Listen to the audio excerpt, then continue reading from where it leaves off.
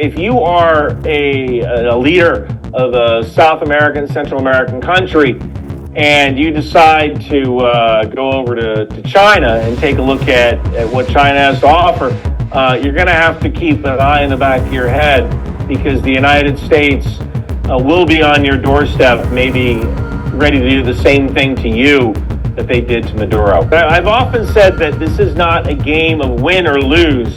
People think of war like chess. There's a winner and there's a loser. Think of war like divorce.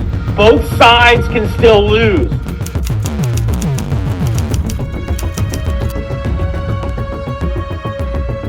Hello everyone, my name is Alex, and now in Kyiv we don't have any lights, any electricity, not at all, but it doesn't matter, because today in our program we have a very special guest, OSINT analyst, cybersecurity expert, content creator and author, Ryan McBeth. Hello Ryan. Hi, thank you so much for inviting me on. Thank you for joining us. The first question, of course, concerns the events in Venezuela. In your recent video, you describe Maduro's arrest as a strategic move to eliminate the threat in the Caribbean ahead of a possible conflict over Taiwan.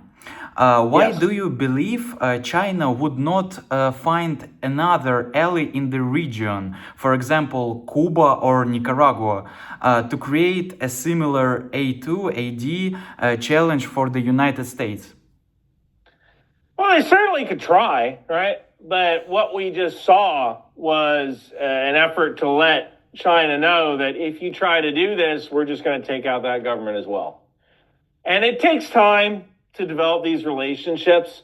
But I can certainly see if you are a leader of a South American, Central American country, and you decide to go over to China and take a look at what China has to offer, you're going to have to keep an eye in the back of your head, because the United States will be on your doorstep, maybe ready to do the same thing to you that they did to Maduro. So I think that China can certainly try, but they might not be successful, because rule number one of being in power is to stay in power.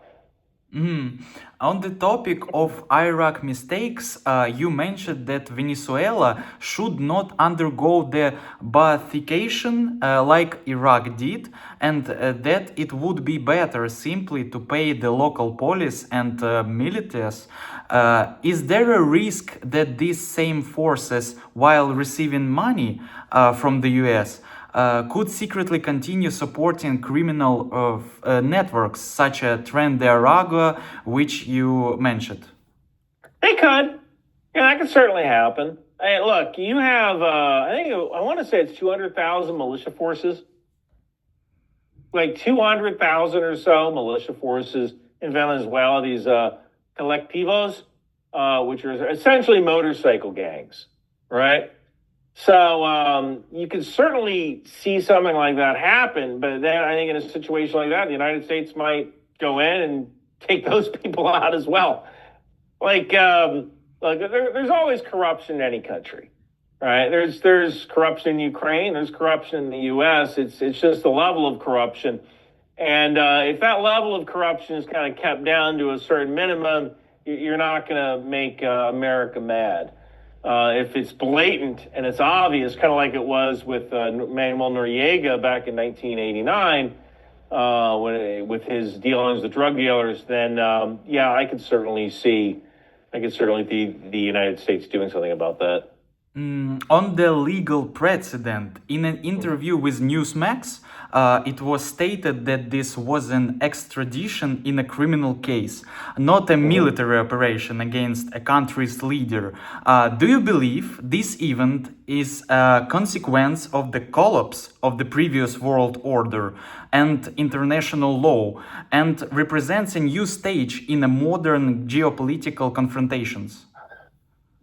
That's a very good question. I am not a lawyer, so I can't tell you whether this was legal or not, but I can tell you that countries do illegal stuff all the time, right? And kind of the question is, what is our, put it another way, there really is no such thing as international law. There are things like maritime law where different states agree either by tradition or by treaty to do things like rescue mariners or respect 12-mile borders or whatever. But for the most part, if you can get away with something, that makes things a little bit different, right? And you look at how Russia essentially walked into Crimea.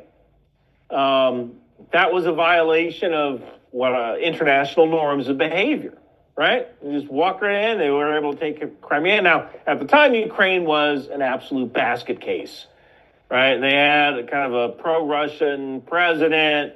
There weren't a lot of jobs in the country. The military wasn't really able to fight back. Nobody knew what was going on. Russia was very effective at that. And like I said in a video I did a couple of weeks ago, that there is this new world order, at least according to the national security strategy put out by the Trump White House, that basically says, look, we're going to look at allies. We're going to say, yeah, we don't agree with you on these things, but we're going to remain allies with you anyway.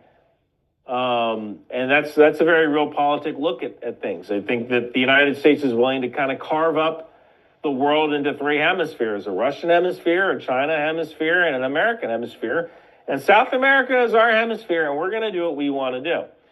And if we look at Maduro inside of Venezuela, and we're afraid that China is going to send weapons over to Venezuela that could threaten the Panama Canal, they could threaten ports in Galveston or in the Gulf Coast of the United States. I don't know whether it's the Gulf of Mexico or the Gulf of America. We changed it. I don't know. But we're not going to let that happen. And who's going to stop us? Is that right or wrong? Right now, you got two authoritarian states in the world. You got China and you got Russia. And America being wishy-washy, I think that era is over. And there's also the possibility that America was always like this. We just didn't like to admit it. And I think that for at least since the 1900s, like the Great White Fleet and Teddy Roosevelt going into South America, America did throw its weight around in our hemisphere. And then we kind of threw our weight around in the rest of the world from the 1950s until like the 1980s. And then there was this moment, it was after Bill Clinton was elected, that we decided we needed this whole kinder, gentler nation, which actually isn't a Bill Clinton quote. I think it was a George Bush quote, kinder, gentler nation. And we kind of retracted from the world stage. And I think everyone in America forgot that we were a bully and we were one of the bad guys, but we were the least bad guy. Right? We wouldn't necessarily take over your country just for the lulz, but we would try to install a leader that was friendly, especially if it helped our interests, right?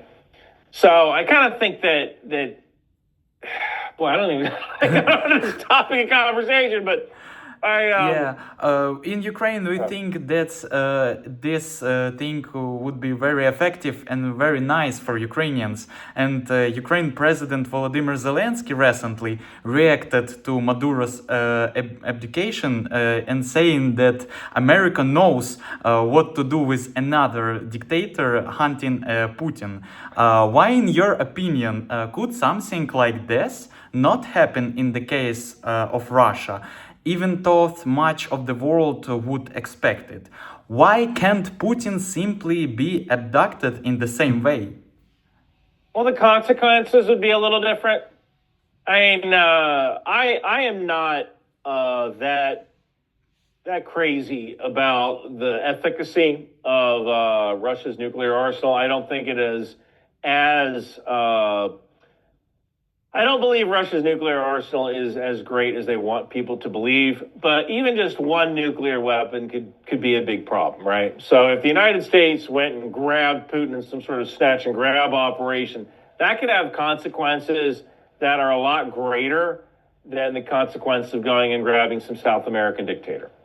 So, as much as it is kind of painful to admit, the situation genuinely is different when it comes to Russia, just because they do have nuclear weapons, and we don't want to risk any kind of, I don't want to say escalation. I'm starting to hate that word, but that is kind of the situation there. The other possibility is that that nothing happens, right? You do have oligarchs who are helping fund this war through taxes. And these oligarchs, they want a return on investment, right? That's pretty darn important to them. They have been taxed for so long, they can't get their money out of European banks. Their yachts have been confiscated. Their life is arguably worse under this war than it was before. So in a case like that, if Putin was grabbed, you could have a transitional leader who comes to power that doesn't use nuclear weapons against whatever country did this. Instead, you have a guy who,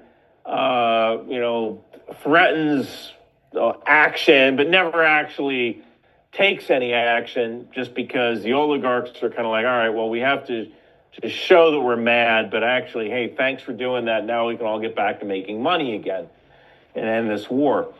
So I think that the situation is totally different, unless it isn't. Which, that's ideally, it would be great to see a coup. It would be great to see a coup where Putin is overthrown by the oligarchs. They just put the brakes on this war. But I think the security services are just too great in Russia to allow that to happen. Yeah, but in your opinion, what could be worst Putin's nightmare right now?